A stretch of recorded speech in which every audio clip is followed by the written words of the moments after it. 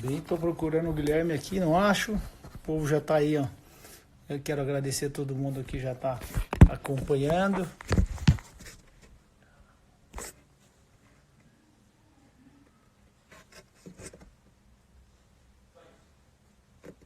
Agora sim.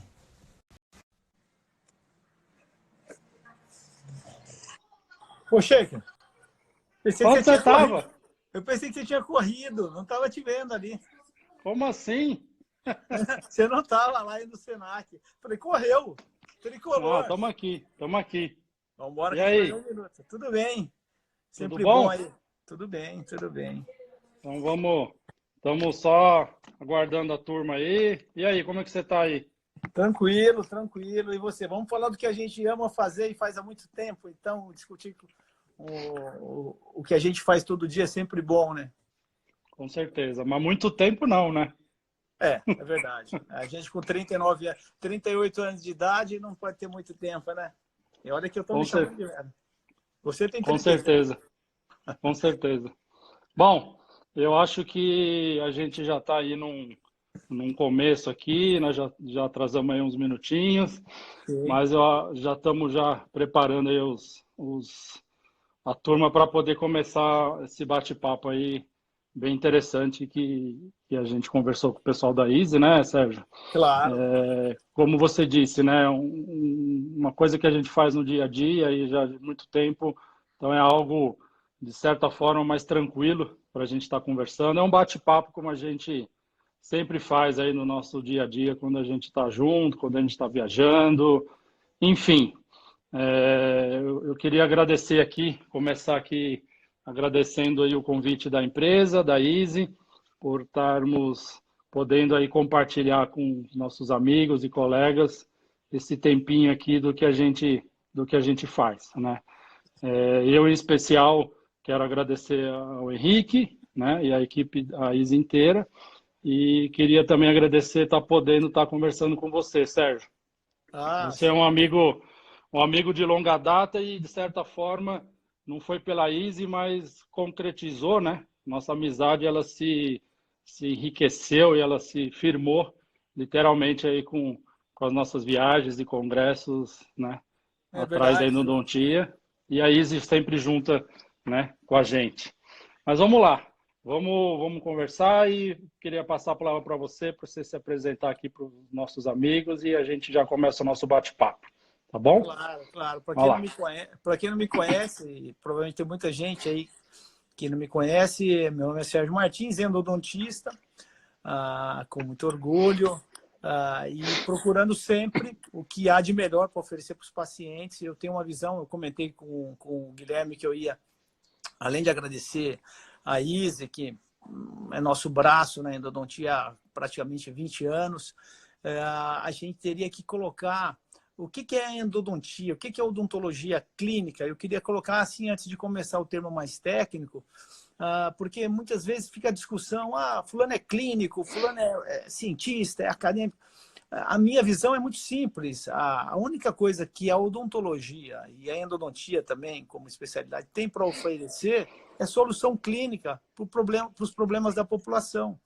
A gente é ciência aplicada, a gente não é ciência básica. Então, tudo que vem na nossa literatura, ela tem que estar focada na solução do problema endodôntico e, consequentemente, agregar valor à nossa especialidade e oferecer à população em geral uma qualidade de vida melhor. Então, tudo aquilo que foge um pouco disso, eu coloco um pouco assim, meio de lado, seria assim no gráfico de importância. Então, a gente vai discutir aqui, baseado em literatura nossa de endodontia aí, das mais respeitadas equipes, mas discutir o principal, o foco clínico, a solução dos problemas para quem está lá, chega todo dia no teu consultório, abre a boca e pacientemente espera você exercer algo dentro do corpo dele.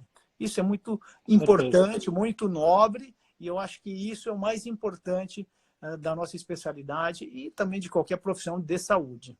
Você concorda, Gui? Sem dúvida, Serginho. A gente tem que ter, obviamente, um respaldo, né? A gente tem que ter algo e nos ancorar, né? Um respaldo científico. Porém, né? Essa frase ela é mais do que um jargão. A clínica ela é soberana, né? E você falou muito bem, o nosso paciente está lá, né, sentado na cadeira esperando para resolver o problema dele. Muitas vezes associado a uma dor, algumas vezes não. Né? Hoje em dia, né, eu não sei como que você está, Sérgio, fugindo não do assunto, mas como que você está aí nesse momento de Covid, de atendimento, mas praticamente é só dor, né? Só a Então, emergência, basicamente procedimento emergência. de, procedimento de urgências que, na verdade, a gente já pega e já resolve também, né? Exato. Né? Graças a Deus, a gente tem arsenal, conhecimento e a especialidade evoluiu para isso. Mas, como eu vou comentar mais para frente, a nossa especialidade, embora hoje altamente tecnológica, ela ainda sofre com algumas sombras do que foi no passado. Isso vai levar tempo. Vai levar tempo e muita dedicação dos profissionais que a ela se dedica, se forma e de uma certa forma, a especialidade vai levar muito tempo para desconstruir todo um passado que foi de tentativas na área da endodontia. Vamos tocando o barco? Vamos. Você tocou num ponto que eu queria dar só uma palavrinha aqui. Eu acho interessante, né? A nossa especialidade, ela realmente ela é mal vista, né? Até pela própria odontologia, pelos Exatamente. dentistas. Exatamente.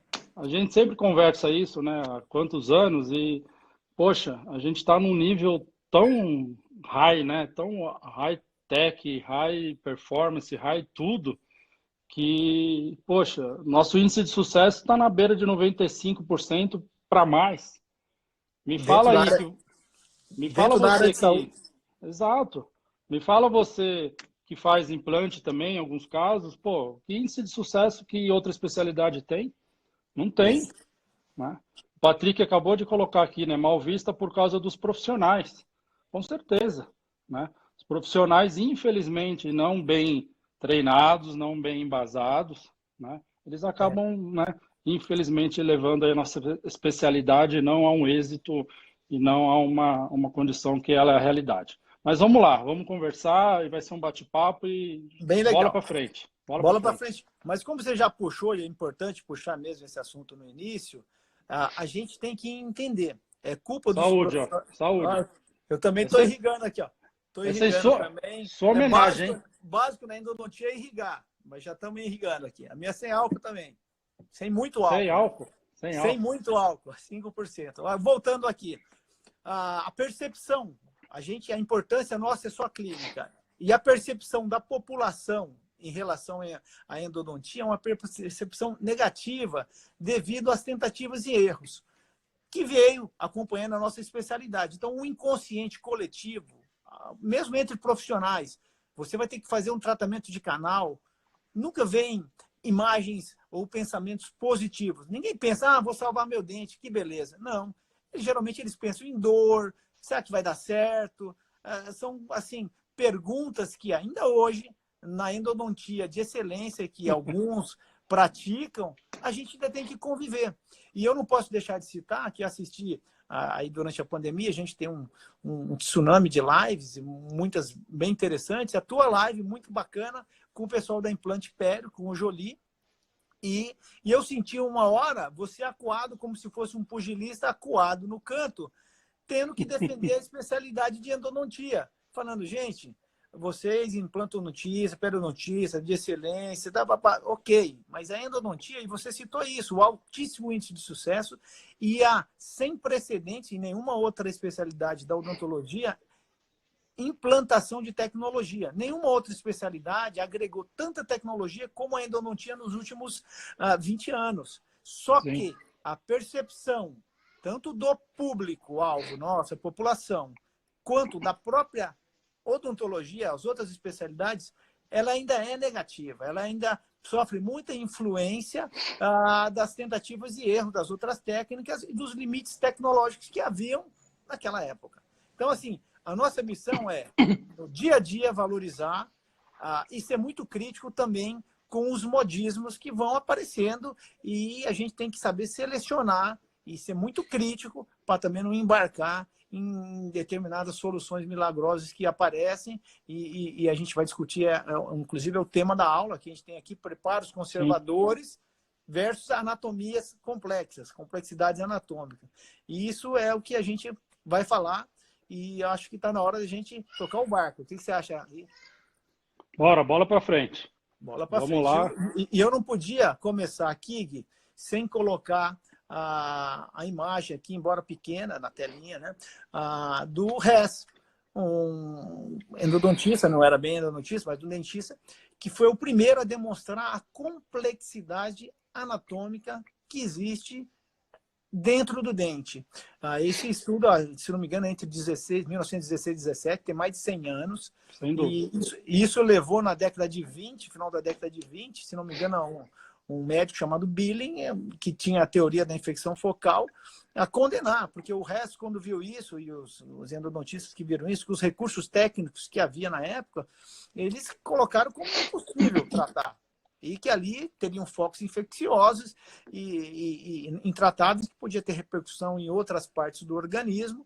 E com isso a endodontia meio que foi meio banida. E depois, passo a passo, com desafios principalmente das escolas americanas, se a gente existe endodontia hoje, a gente tem que dar muito crédito às escolas americanas, várias delas, que vieram sedimentando ali, degrau a degrau, tentando dominar essa anatomia complexa. O conhecimento da microbiologia ela já veio associado desde lá de trás, desde Lister, Pasteur, depois com o pessoal descobrindo que dentro dos canais, da boca, tudo estava super contaminado. Então, o inimigo a gente sabe qual é, o difícil é a gente dominar essa complexidade anatômica. Por quê?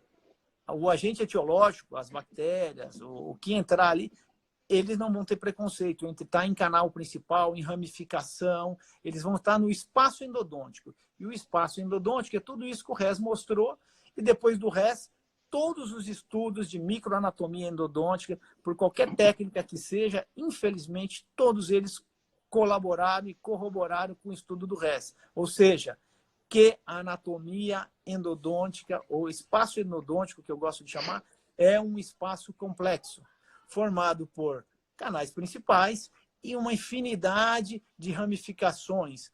E isso, a microbiota que vai infectar não tem a menor cerimônia. Eles entram em qualquer reentrância e o nosso desafio é tentar dominar essa anatomia o máximo possível para poder ter um sucesso de longo prazo clínico e, como eu falei no começo, oferecer para a população em geral um serviço que seja de qualidade, ou algo que seja com um prognóstico bom, de verdade.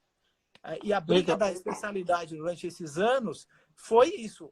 Quem derrubou, na minha modesta opinião, não é a parte etiológica, e sim onde essa etiologia pode se embrenhar e dificultar o acesso. Então, essa é a luta eterna, e eu queria que você desse uma palavra sobre isso, senão eu vou acabar falando muito, Guia. Já ia dar uma cutucadinha para a gente seguir, mas Sérgio, você já colocou brilhantemente aí com as suas palavras, né? Primeira coisa, a questão da onde a gente trabalha, né? Eu lembro quando eu me formei, né? Isso há 20 anos atrás, e eu fui fazer um curso de endodontia meio de paraquedas, porque era uma especialidade que, a princípio, na universidade, a gente sai meio traumatizado, né? Os professores, você conhece bem, você fez especialização lá também, mas enfim, aterrorizam a gente um pouco. E eu fui fazer um curso na época com o professor Noboro, e ele falou assim, na primeira aula para todos os alunos: vocês sabem aonde vocês vão trabalhar, qual é o tamanho do lugar, qual é o comprimento, qual é o diâmetro, né? Tridimensionalmente, né? Ou talvez ele não usou essa palavra na época, né? Hoje em dia é mais do que repetição, né? 3D, endodontia 3D, etc e tal. Mas vocês têm certeza mesmo que vocês querem fazer endodontia? Ele falava, né? O espaço é muito pequeno, né? E a gente, você colocou muito bem, é o espaço endodôntico.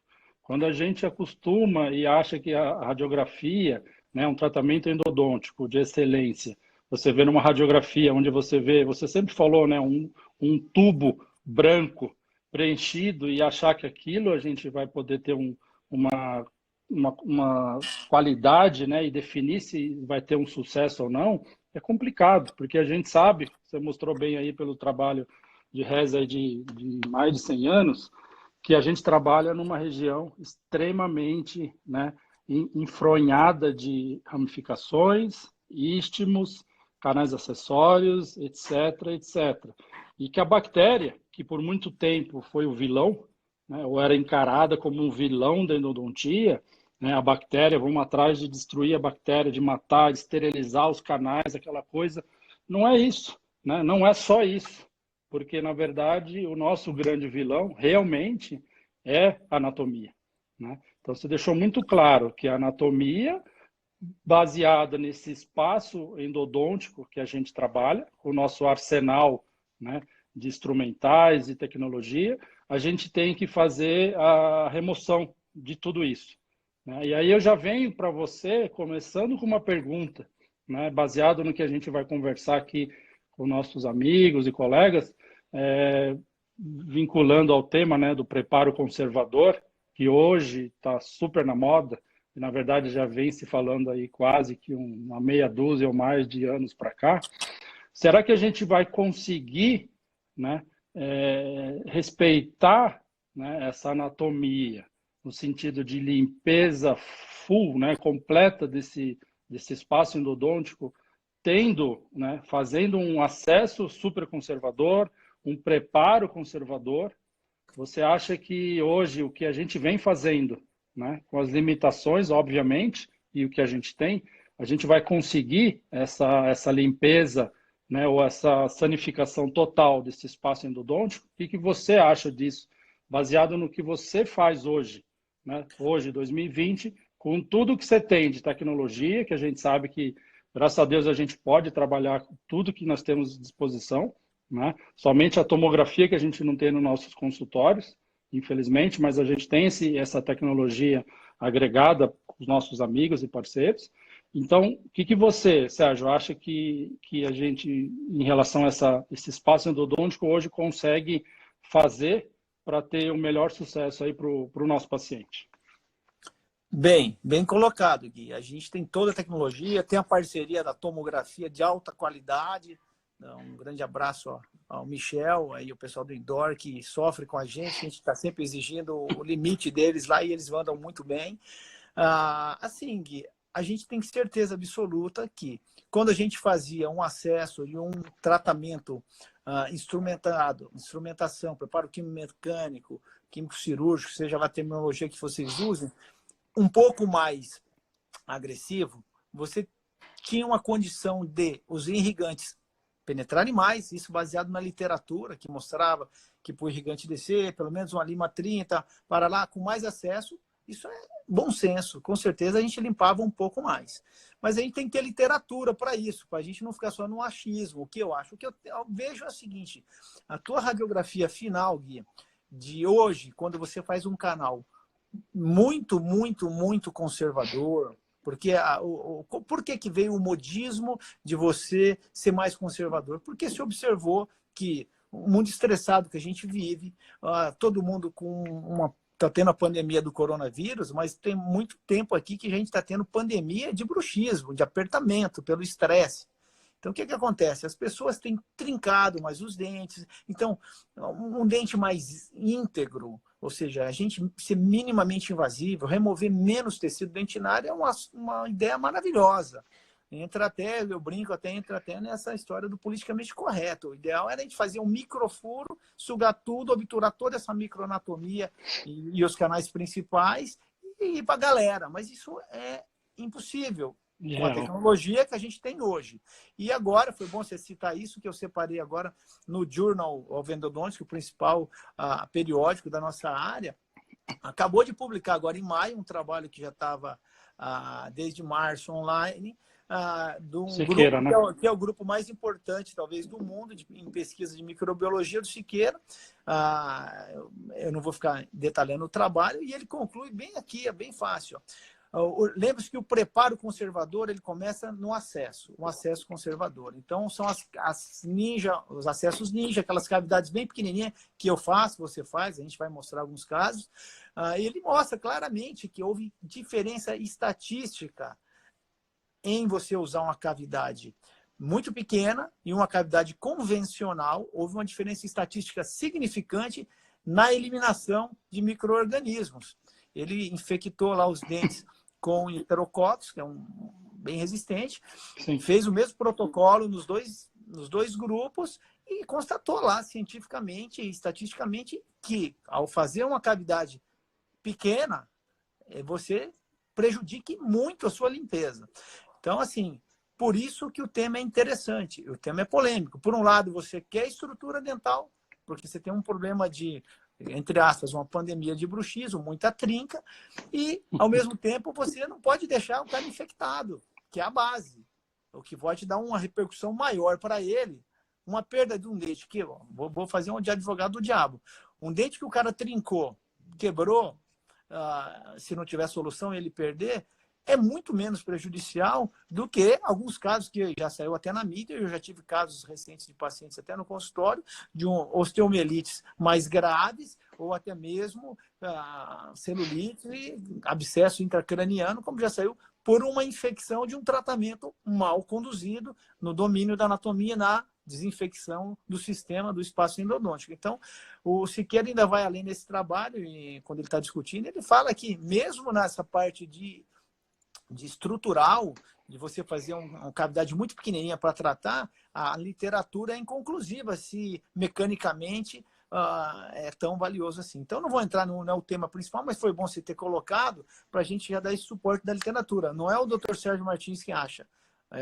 A literatura está mostrando que é impossível. É o bom senso. Se você faz um microacesso e você tem os mesmos recursos tecnológicos de que você usava antes, ou seja, instrumentação por lima, irrigação, até agitação da irrigação, quando você tem um acesso muito pequeno, as primeiras curvaturas já vão impedir que você, por exemplo, coloque um inserto de ultrassom, ou mesmo vai dificultar um Easy Clean para poder lavar lá dentro. Então, as tecnologias vão evoluir, eu tenho certeza. O Henrique gosta de trazer para a gente em off muitas vezes, e você participa dessas discussões, que estão pensando em soluções. A solução ideal seria minimamente invasivo e obturar tudo, só que a gente não tem isso ainda.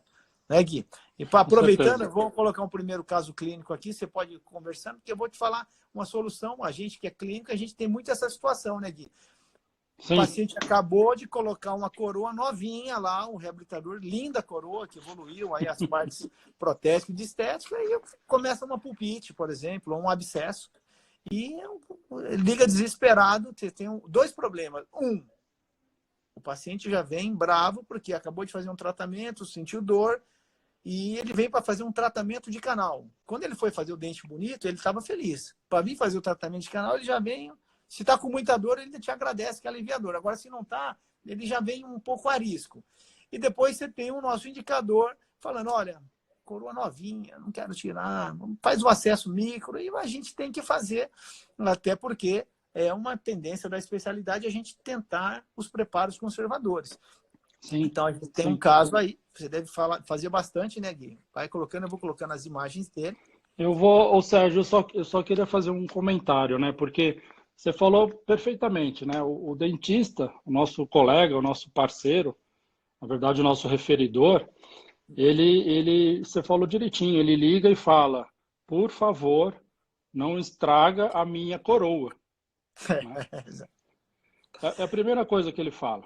Né? Então, assim, nessa hora dá vontade de você falar algumas verdades para ele. Né? Mas, enfim, a questão não é essa, o ponto de vista não é esse. Mas o que eu queria colocar em relação a isso também, né? Eu acho que, lógico, a gente tem que tentar o melhor que a gente pode, ser o menos invasivo, realmente, sem dúvida, né? O quanto menos desgastar, independente de acesso, do que for, de preparo, de restauração, tudo menos é mais, né? Aquela grande frase, o menos é mais. Então, eles jogam, né? Alguém colocou, eles jogam bomba pra gente. E a gente vai lá e tem que fazer alguma coisa, que é um desafio, e de repente pode deixar algo para trás. Claro. E aí a culpa, né? E sempre vai ser de quem? Né? De quem fez aquilo, de quem fez o canal. Então, assim, o bom senso, né? Colocaram aqui também, o bom senso talvez é a frase ou a palavra, a bola da vez. Porque eu também, a gente estava junto, não sei se você lembra, vendo a aula do Sashi e do Pushpak no congresso lá no Foi congresso. New Orleans. Enfim, aqueles mini acessos onde talvez nenhuma lima entrava ali. E aí a gente se perguntava, como que ele vai obturar isso? E como que ele vai irrigar, né? Poxa, fica lindo, fica maravilhoso, fica pequenininho. Eu voltei para o Brasil e querendo fazer, já peguei o primeiro paciente, já quis fazer aquilo tal. E realmente teve um momento, e é o que você falou no começo, talvez moda ou não, a gente tem que causar um equilíbrio. Agora, onde que eu queria colocar, Sérgio, é que muitas vezes a gente vê hoje essa questão de ser preparos conservadores, né, misturando um pouco com acesso conservador. O acesso conservador, muitas vezes eu vejo, né, de colegas, ou às vezes lá no curso, no Senac, eu vejo o acesso conservador em cima de uma restauração, por exemplo. Né? Não estou falando aqui em cima de uma coroa recém-instalada, que é um outro assunto. Sem dúvida nenhuma, é um outro assunto. Mas numa restauração, às vezes até de amálgama, né? Mas uma restauração de resina, onde a pessoa vai faz um mini acesso e mantém aquela restauração, pode às vezes acabar pecando na endodontia, simplesmente para poder mostrar, né? Para mostrar visualmente, tanto para o paciente como para o dentista, que ele fez um buraquinho muito pequeno e que depois passa como imperceptível. E muitas vezes arriscando o que vai ser a sua endodontia, o seu trabalho, né? Que é o principal. Então, se mistura muito, né? Eu acho que tem que ser colocado muito bem. Quando você tem um dente com restaurações, remove tudo. Você tira toda a restauração. Né? Não tem por que você manter, mesmo que seja uma proximal, limpa tudo, tira tudo. Tira tudo, faz o acesso, reconstrói o dente, protege aquele dente, porque o mais importante também depois é o remanescente, protege aquilo e faz o acesso. Né? Agora, em relação a esse caso que você vai colocar, eu recebo demais. Né? Já vou dizer aí, de uns 4, 5 anos para cá, com uma certa frequência, assim, meio que dia sim, dia não. Então, a gente tem que fazer aquele microacesso, porque aquele lá é ninja, não sei quem, não sei o que lá, faz o menor possível e, às vezes, a gente pode estar sacrificando o nosso trabalho. E não só por isso, a gente está sabendo que a gente está trabalhando num lugar extremamente pequeno e depois você não vai ter o máximo de eficiência. Então, é uma coisa que realmente tem que ter bom senso. A gente faz, mas a gente também tem que saber se impor perante aos próprios colegas, né? Mas manda bala, mostra o caso que mostra aí um resultado brilhante, mesmo com acesso bem pequeno. A gente consegue, mas às vezes a gente pensa, será que também não pode ter ficado algo para trás? Não é verdade? Exatamente. Você não Exatamente. pensa nisso? Claro, e com certeza ficou algo para trás. Exato. Com certeza, se você dificulta a tua possibilidade de limpeza, por que raios você acha que você limpou melhor? O que acontece é assim, a gente tem que estar muito atento. Eu me lembro nossos casos de 15 anos atrás, 20 anos atrás, quando a gente alargava um pouco mais, era outra realidade, era uma chuva de microanatomia. E depois, quando a gente entrou nesse, entre aspas, modismo de querer diminuir os acessos, a gente prejudicou o que o RES mostrou há 100 anos. Prejudicou o nosso domínio daquela microanatomia interna e, com isso, podemos, não é certeza, podemos estar prejudicando o nosso prognóstico. Então, a gente tem que cuidar, né, desse balanço aí, que não é muito fácil, e, ao mesmo tempo, estar sempre procurando algo para melhorar. Enquanto a gente não estiver enxergando aquela macro e microanatomia obturada, quando a gente fala obturada, não é porque a gente acha bonito, embora o endodontista ache bonito uma microanatomia obturada, mas a beleza está lá no domínio, na desinfecção, na limpeza que você conseguiu. E você obturou o que você limpou. Por isso que não é que eu faço essa aqui, tem aqui 10 ramificações e você está feliz. Você tem que estar feliz porque você limpou. E aquele paciente provavelmente vai ter um dente que vai acompanhá-lo, desde que bem restaurado, por um bom tempo, em função, graças a um bom procedimento que você fez. Nesse caso em particular do microacesso, eu quero mostrar que não é que porque você faz microacesso é impossível você fazer ramificações. Aqui embaixo, infelizmente, a tela é pequena, e eu tenho aqui os cortes parasagitais, que são cortes interessantes na tomografia, e nenhum deles conseguia mostrar a complexidade anatômica que a gente tinha nesse dente. Então, a gente tem lá os canais 4 canais, muito conservadores, só que na raiz palatina, a gente tem ali um delta com 3 ou 4 ramificações. Aí você fica todo feliz. Pô, fui extremamente conservador, mal cabia a lima e mesmo assim eu consegui limpar e obturar um delta apical. Bem, aí vem a parte que você tem que ser crítica. A gente olha e claramente eu, com a minha visão crítica, que eu, de cada dente que eu termino, eu sempre olho e falo o que poderia melhorar. Fiquei feliz que eu obturei o delta, mas eu sei porque eu obturei o delta. Porque era uma raiz que anatomicamente já era mais ampla, então eu tive uma condição de irrigação e agitação das substâncias em nível apical muito melhor. Nesse caso foi usado o Easy Clean moldando, como aquela história de girar ele em vez de fazer reciprocando. Fiquei muito feliz com o caso, não nego. Mas não é uma rotina. Geralmente não vem assim, vem um canalzinho. A macroanatomia está totalmente dominada com as limas, com a tecnologia, essa tecnologia térmica que o Henrique foi um dos pioneiros, se não é o que trouxe para o Brasil e até em nível mundial. Você não tem mais macroanatomia, canais dupla curvaturas, cabo de guarda-chuva, o que for você entra. Resolve. O grande problema é que os canais não são cilíndricos, eles são ovalados, são istmos, e aí você tem que ter outros recursos de limpeza. E quando você faz um acesso muito, muito pequeno, você tem que ter em mente que você teria que ter outros recursos, ou senão perder bastante tempo tentando irrigar, tentando agitar o irrigante, seja ele qual for, para tentar reproduzir na tua obturação uma limpeza que leve uma imagem semelhante às anatomias do espaço endodôntico mostrado pelo Versiani, pelo Rez lá atrás, por todos os outros que militam nessa área. Tá bom? Toca o barco aí, Gui. Legal, então você vê que não é inviável, né? Não é inviável. Teve comentários aqui do pessoal falando, né, que realmente é competência, né? Com o armamentário hoje, os equipamentos que a gente tem, a gente vai conseguir isso, né? Com certeza. Agora, você olha esse caso, né, Sérgio? Você falou muito bem. Poxa, o canal palatino tinha um calibre maior ali na região apical, tinha a questão do delta, você conseguiu, associou irrigação, agitação, uso de ultrassom, usar a complementação também com o Easy Clean, né? Até dando um alô para o Guto, que deu um oi para a gente aqui, que foi um dos que iniciou, um dos pioneiros aí na pesquisa com o Easy Clean, que a gente pode estar usando isso hoje como uma ferramenta excelente para esse desafio da microanatomia. Mas se você pensar os próprios outros canais, né, Sérgio? Os mesiais, né, o mesovestibular e o mesiopalatino, e o distal, a gente tem aquela coisa, né? Aquela imagem, entre aspas, tubo, né? Aquela imagem meio 2D, que você não sabe se não tinha um istmo ali, não tinha um canal acessório recorrente, algum outro canal lateral ali. E, poxa, um dente de 4 canais.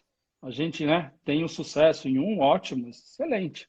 Mas a gente, como que vai saber se teve o domínio em tudo, né?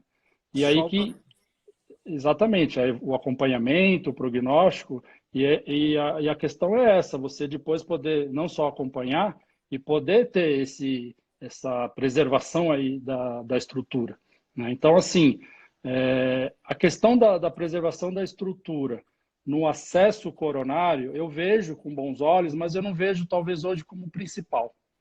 Eu vejo hoje a questão da embocadura, a questão do terço cervical, né? Então vamos conversar, eu quero fazer aqui agora uns comentários para você falar para a gente um pouco em relação às limas, né? Os instrumentos que com o tempo eles estão ficando, entre aspas, menos calibrosos, né? E aí parece que você não prepara muito, mas ao mesmo tempo fica naquela de que faltou alguma coisa ou não. Então, assim, a gente, se você quiser colocar aí os casos que a gente desenvolveu na época dos testes, não, eu acho que aqueles da Logic. Tenho aqui, tá na mão. Na época que a gente estava fazendo os testes, né, com as limas da Easy, e a gente veio testando, uma série de colegas e veio testando as limas para poder tá lançando elas no mercado depois pela Easy.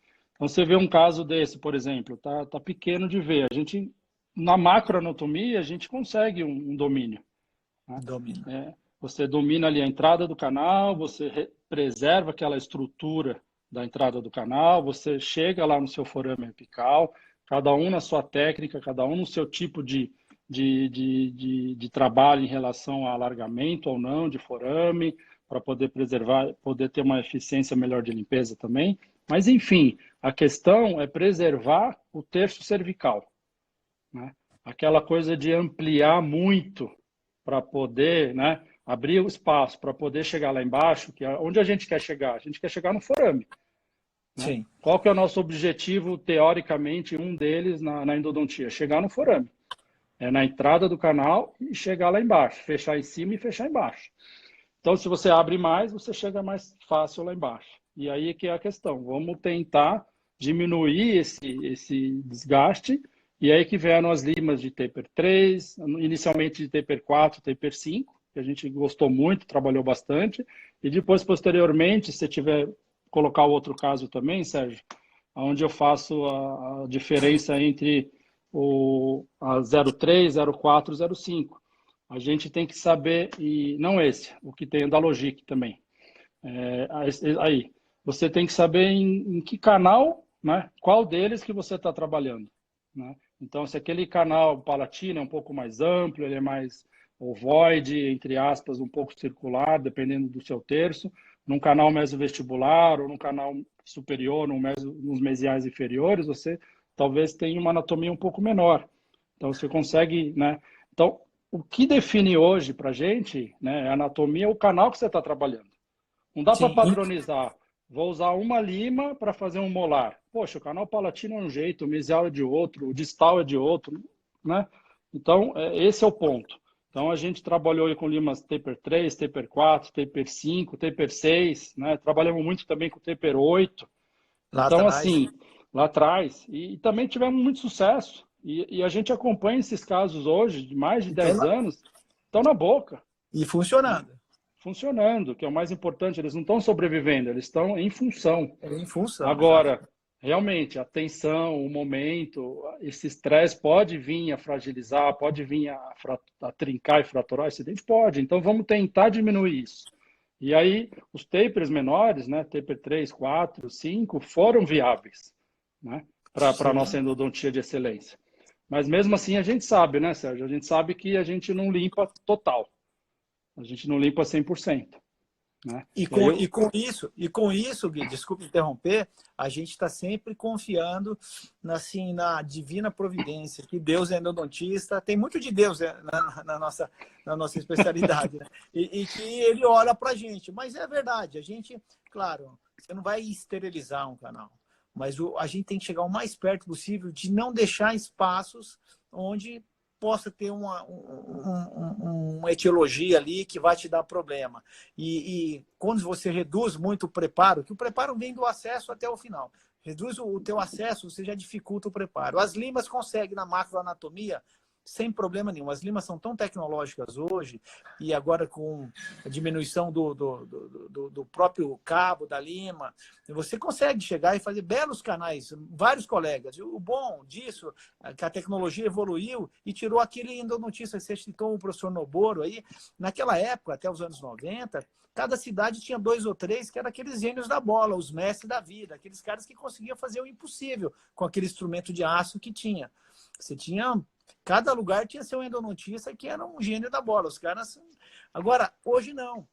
Hoje, com a tecnologia, aqueles canais que eles faziam na raça, qualquer aluno bem treinado na graduação com essas limas Sim, novas vão sim. fazer aquilo parecido. Só que, de fazer aquilo parecido para fazer a excelência na microanatomia, tem um espaço grande e muitas vezes essa diminuição dos preparos, desde o acesso até o calibre dos preparos, dificultem muito. E por isso que a gente tem que estar lutando, tem que estar discutindo esse tema, não pode varrer para baixo do tapete, porque para a bactéria, taper 1, 2, isso são Não avenidas muda nada. paulistas. Não, são uma cidade de São Paulo. Por exemplo, eu vou botar mais um caso aqui, Gui, ó. Sim. Um caso que foi feito por um colega especialista e me indicou depois, porque ele achou que o paciente estava com dor, podia ser alguma coisa, ou ele foi bem conservador no preparo, no acesso nem tanto, porque acho que ele já tinha preparado para fazer uma coroa. O acesso não alargou, tá bonitinho, rotatório, microscópio, mas o paciente com muita dor, e ele achou que estava passando em cima do canal, ficou preocupado, me encaminhou, a gente chamou a tomografia, tomografia mostrou é um segundo molar inferior, e ali a gente tem sempre uma incidência grande em canais em formato de C-shaped, né? Aqueles canais que são um istmo em formato de um C gigante. Era o caso, ele tinha entre algum lado ou outro esse C-shape, e ele não tinha atingido com o preparo conservador que ele fez. E ele tinha feito um acesso, igual você citou, parece que você tinha visto o meu caso, e eu acho que você nem tinha visto esse. Ele fez uma resina, um acesso pequenininho. Eu já ampliei um pouquinho, porque eu vi que era resina, que ele tinha feito como núcleo de preenchimento, e saímos dessa condição aqui, ao retratar, basicamente com produtos químicos, a reproduzir uma anatomia muito parecida com as anatomias vistas lá nas diafanizações. Você tem os canais principais, você tem ramificações, canais reticulares, deltas apicais ali. Então, com esse resultado, você já fala, pô, cheguei numa anatomia que provavelmente é a anatomia interna desse dente e o caso vai ter sucesso. Não deu outra. Pouco tempo depois, 4 meses depois, o paciente já veio e a gente pediu, nesse caso, uma tomografia. E em 4, 5 meses lá, a gente já tem um reparo interessantíssimo e zero de sintoma. Então, o colega, no modismo de querer ser bem conservador, esqueceu ou não foi, sei lá, cuidadoso o suficiente para entender que ele estava frente a uma anatomia desafiadora, que não dava para ser conservador ali. Você teria que limpar, irrigar. E outra coisa, que é muito perigosa, hoje em dia a instrumentação, pela alta qualidade e tecnologia das limas, a instrumentação pode ser muito rápida. E isso pode ser um calcanhar de Aquiles. Você, em 5 minutos, você instrumentou, dependendo da anatomia. E aí? Não é só passar a lima que você resolveu. Muito pelo contrário. Você tem que ter recursos extras, e aquilo que a gente sempre brinca comparando com a faxineira. Toda dona de casa, toda faxineira sabe que você fica varrendo a sala, varrendo a cozinha. Mas chega uma hora que, na inocência dela, ela chega e fala, olha, posso jogar uma água aí? Porque sabe que quem limpa, quem tem permeabilidade, quem consegue entrar nas reentrâncias, não é a vassoura, e sim o irrigante, de preferência agitado, limpo. Então, é o que a gente tende a ser, uma faxineira do espaço endodôntico. Então, a gente vai com a vassourinha, com as limas, a alta tecnologia chegou. Limpou? Aí é outra conversa. Então, a gente tem que associar com os irrigantes, sejam eles quais protocolos forem, agitar, rezar, agitar de novo, limpar e depois usar uma técnica de obturação que permita o escoamento para que reproduza na radiografia final ou na tomografia final um espaço que seja compatível com o que os cientistas do passado já mostraram do que é a real anatomia endodôntica. E tem um detalhe, tem que perseverar. Não é que um dia você faz um caso bonito, outro dia você já vai, vou fazer o caso bonito de novo, não. O jogo começa a cada paciente. O desafio começa a cada caso que você entra para você. Se você tiver o suporte de uma tomografia, você já tem pelo menos a macroanatomia e alguma coisa de microanatomia definida. Se não, você tem só a radiografia, você tem que imaginar, por hipótese, que aquele dente é o mais complexo possível e redobrar os cuidados na limpeza, para tentar, na sua radiografia final, reproduzir algo que seja parecido com as anatomias endodônticas. Senão você fica nesse tipo de caso, assim, ó, macroanatomias super definidas, bonitos casos, mas com praticamente nada de microanatomia.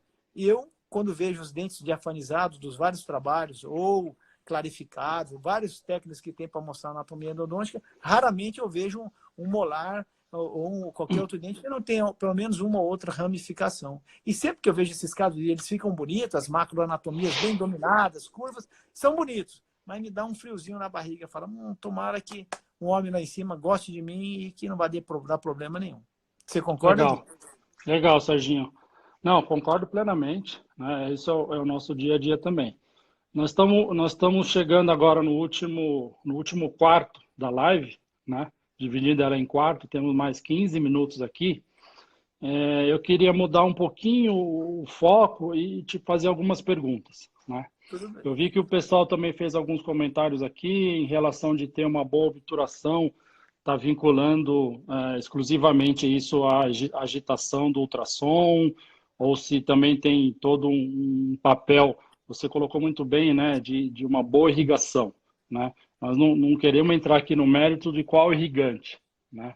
O O importante é ter o melhor de limpeza, ação mecânica para definir essa macroanatomia e a ação dos irrigantes, né, que é uma discussão à parte, né? Agora, o que eu queria te perguntar hoje, né, do que tem sido um pouco, não é moda a palavra, mas tem sido muito colocado de uma forma que a gente já vem acompanhando isso há muito tempo, lá fora principalmente, a questão da obturação e os cimentos biocerâmicos, né? Eu acho que a gente pode falar um pouquinho sobre isso aqui, porque pensando nessa questão, né, de que vai vir tecnologias novas em relação a fazer uma irrigação mais copiosa ou uma limpeza mais turbinada, né, ou a questão de uma, que eles chamam, né, de fazer uma sucção, que nem você colocou, né, puxar tudo, esvaziar tudo e depois injetar alguma coisa que aquilo vede totalmente.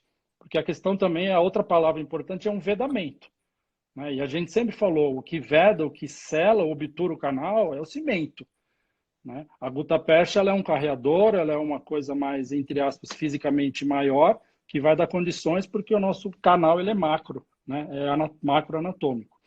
Então, falando um pouquinho de obturação, vinculando principalmente aos cimentos, não muito de gutapercha, técnicas, né, de onda de condensação, de termoplastificável, etc.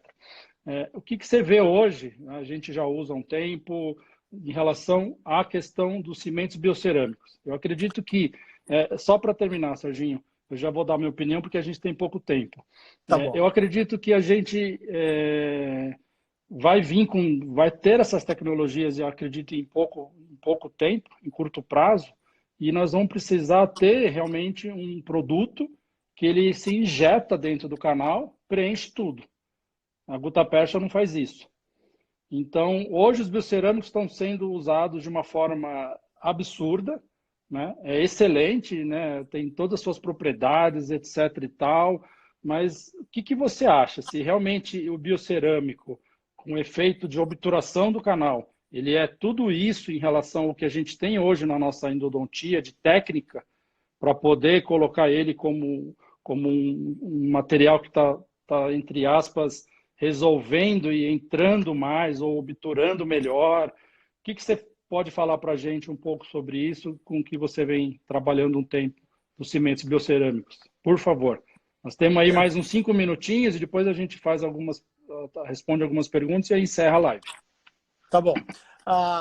É uma questão polêmica também, porque ele vem revestido de modernidade, né? O biocerâmico, para quem não está habituado, basicamente é um cimento, a base como se fosse um MTA, na forma de cimento, ou seja, tem propriedades, um pH alto. Teoricamente, com o biocerâmico, você facilitaria a obturação, que o cimento seria na técnica, quando não é biocerâmico, você quer o mínimo cimento possível para vedar onde a guta não foi. Já no biocerâmico, você quer colocar o mais cimento possível, porque ele tem propriedades biocerâmicas. O que eu vejo é o seguinte, já tem discussões em fóruns clínicos nos Estados Unidos, e é bem fácil de você raciocinar. O biocerâmico, como o MTA, ele não funciona bem em meio ácido. Ele nem toma presa. Você vê, se você quiser limpar um cimento de pedreiro que ficou na tua porta, você joga ácido, ele limpa. Se você tem uma perfuração na furca que está ainda em uma fase aguda, com secreção purulenta, está ácido, o MTA não toma presa direito. No biocerâmico seria uma maravilha. Você colocaria um cone fininho só para carrear, ou sem cone, injetaria lá dentro e vedaria tudo. E ia ter um comportamento que ele não é reabsorvido, ele biologicamente não permite muito crescimento bacteriano pelo pH. Só que, tecnicamente, o que a gente vê é que não é tão fácil você levar nas ramificações, então ele não tem um escoamento tão grande. E depois, para retratar esses casos, já é um pouquinho mais difícil. Eu uso o biocerâmico, mas assim, não é meu cimento de rotina ainda. Eu acho que tem muito pouca tempo clínico de literatura, você tem que esperar como vai ser o comportamento depois de 5, 10 anos, mas o que eu tenho de relatos são da Associação Americana de Endodontia, tem um fórum, e um fórum no ano passado, chama AAE Connection, e tinha muito relato de gente que tratava o dente, dava errado, com biocerâmica, que virou modismo lá, o cimento virou líder de mercado. E quando eles iam amputar o ápice, eles percebiam que na retroobturação o cimento não tinha tomado presa. E eles estavam falando isso, provavelmente é o pH ácido, mas ninguém sabe. E muitos dos grandes endodontistas americanos aboliram, falaram, não uso mais isso. Você não tem controle como ele funciona no meio clínico. Ou seja, in vitro, em algumas situações assim, ele é bom, mas... Então, eu, pessoalmente, não é meu cimento de rotina, embora eu o use em determinadas situações. Tá, Gui? E realmente a gente acaba se alongando, porque o tema de falar do que a gente faz é fácil de falar, é gostoso de falar, você está interagindo com vários colegas aí, eu acho bacana, mas eu acho assim, a gente não pode entrar em modismos nenhum. Você lembra bem aí, só da nossa geração para cá, primeiro cimento de ionômero de vidro, que é taquiendo, depois teve os resilões, os monoblocos da vida, agora o monobloco biocerâmico. Então, assim, tem que ter um longo prazo. Peguem os casos do Noboro, o pessoal lá mais antigo, do Rui, o pessoal que usou, por exemplo, Pulp Canal Sealer a vida inteira, um cimento da década de 30 do século passado, os dentes estão na boca. Se foi bem tratado, dominou a anatomia, os dentes estão na boca. Então, tem muito a briga de patente, eu não vou entrar nessa discussão aqui, tem muito interesse comercial. O que eu acho é o seguinte, o foco que a gente teria que deixar aqui, se você me permite, já começando, a gente está adiantado no tempo, é deixar uma mensagem positiva da especialidade, uma especialidade que tem serventia para a população. Você mantém um órgão vital na boca, um órgão importante, não vital, mas importante, que é o dente, mas a gente tem que ter responsabilidade, porque a gente carrega uma herança muito grande das tentativas e erros do passado. Então, a gente não tem muita margem para ficar errando daqui para frente. A gente tem muita tecnologia, então a gente tem que ter muita parcimônia em não abraçar de imediato o que parece ser a evolução. Então, muito bonitinho você fazer microacesso, microcanais, alargar quase nada, mas quando você começa a ver na tua radiografia final que você não está reproduzindo o que é o espaço endodônico real, canais principais e anatomias acessórias, você tem que desconfiar, torcer para que essas tecnologias evoluam um pouco mais e que te dê, sim, clinicamente, uma solução de você alargar o mínimo, limpar bem e obturar tridimensionalmente e mostrar o resultado do teu trabalho numa tomografia ou numa radiografia, um resultado que seja similar ao espaço endodôntico real. Porque se você não está obturando assim, não está dominando nas suas obturações, você pode ter certeza que há falhas no teu protocolo e falhas que estão sendo, graças a Deus, sanadas pela divina providência, pelo teu sistema imune ou por uma boa vedação em cima, igual você falou, que é o mais importante. A boca é o órgão mais contaminado do corpo, então você tem que vedar completamente o que você fez, senão a melhor das endodontias vai falhar. Concorda? Perfeito, perfeito, perfeito. Eu acho que você colocou um ponto que eu fiz questão de cutucar, porque é uma coisa que me incomoda também, né? Eu vou dizer que já tem aí uns 5, 6 anos que a gente já começou a ver o biocerâmico lá fora e trazer de lá e começar a usar. O pessoal está perguntando qual o biocerâmico, né? Inicialmente a gente usava o da Brasseler, o Biocecílier da Angelus, né? Então, assim, já constatei também alguns casos que depois, clinicamente, precisou de uma reintervenção, ou casos nossos mesmos, ou caso de colega que foi feito dessa forma. Eu me preocupo um pouco com a técnica, né? A própria técnica da obturação, onde você não tem ali uma compactação mais a nível de terço médio, né? E aquilo talvez não vai trazer o que a gente quer, né? Entrar com aquele material para dentro dessa microanatomia. Mas pode falar. Só terminando, e pegando essa foto bacana que eu estou limpando o rosto aqui, para dizer que isso aqui, desculpa a expressão que eu vou usar, pessoal, mas isso aqui eu tomei uma cagada de passarinho. Eu estava com o Gui, a gente foi num congresso, o Henrique, e estava num parque lá em Orlando, um passarinho passou voando lá e fez uma cagada no meu rosto. E pá, aquela bela cagada. O que acontece? A gente vive, se a gente não enxergar criticamente o que a gente faz dentro, a gente corre o risco de fazer igual o passarinho e fazer a cagada no paciente. Então, exato, a gente tem que ser muito, muito, muito crítico com o que a gente faz e muito responsável. saber nossos limites. Hoje em dia está fácil a endodontia, Gui. Eu lembro, só voltando na tua live com o Jolie, vocês discutiram de lesão endopério, e 99% delas, na verdade, são trincas que a gente não diagnosticavam. Ficavam tratando. Hoje a gente tem recursos para macroanatomia. Vamos focar na micro e não esquecer dela, não subestimar. Tá bom? Eu acho que a gente está chegando ao fim aí, Gui. Manda bala, termina aí. Eu sou... Essa foto, Sérgio, essa foto ela é histórica, né? Eu fiz essa foto de você, estava eu, Henrique e o Sérgio, 2009, posso estar enganado, 2009 em Orlando, AE de Orlando, e a gente no Epicote, andando ali, os três na boa, tal, de repente o Sérgio tá uma cagada do pelicano, cara, literalmente, cara. Do pelicano. Essa ficou para a história. Tive que comprar uma camisa, foi no Eu rosto lembro. da camisa inteira.